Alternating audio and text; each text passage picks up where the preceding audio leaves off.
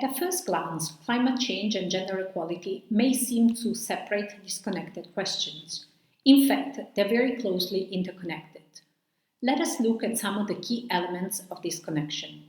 First of all, women and men are impacted differently by climate change. In developing countries, and especially in rural societies, girls and women tend to be responsible for caring for children, the elderly, and ill family members, as well as for procuring resources such as firewood and water, and for processing, preparing, and conserving food.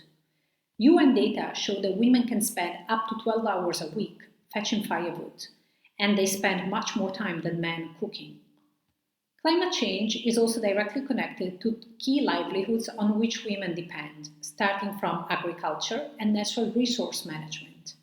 Most of the agricultural workforce is composed of women, who are most often informal workers. As a result, they cannot count on a formal safety net, and they are left most vulnerable to economic and environmental shocks, including those caused or aggravated by climate change. In fact, climate change impacts agriculture and natural resources in many and substantial ways, such as via increased droughts, irregular rainfall patterns, and higher temperatures.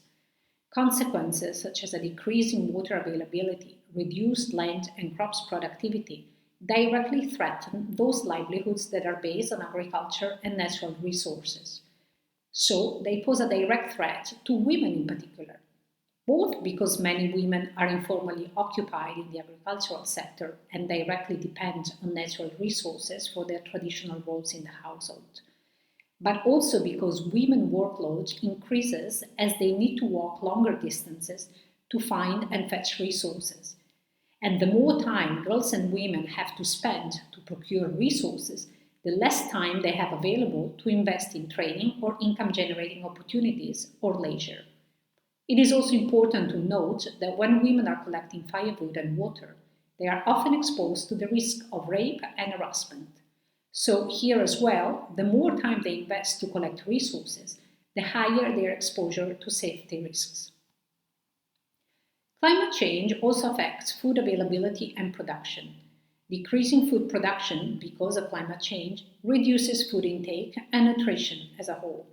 And if women are typically the ones who prepare food, they are often the last to eat and are usually the ones who give up meals for the sake of children and the rest of the family. Climate change also aggravates extreme weather events and causes natural disasters. These are known to kill more women than men, or to kill women at an earlier age than men. Furthermore, they tend to generate an increase in gender-based violence and sexual harassment during and after climate-related disasters. Last but not least, climate change generates a number of indirect negative impacts on girls and women. For instance, the school enrollment of girls tend to decrease as the environment becomes more and more fragile, since families can no longer afford to send all their children to schools. Equally, climate change-induced poverty leads to an increase in child marriages. Because of these reasons, not only are women and men impacted differently by climate change, but also women and girls bear the biggest brunt of the impact of climate change. And in the absence of prompt, gender-transformative adaptation and mitigation measures, the risk is that climate change will not only perpetuate, but also further aggravate existing gender inequality.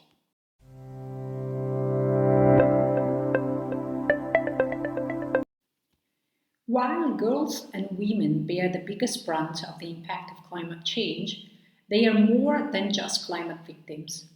Because of the roles they play in the household, in communities, and in the economy, women are in fact uniquely positioned to also be powerful change agents.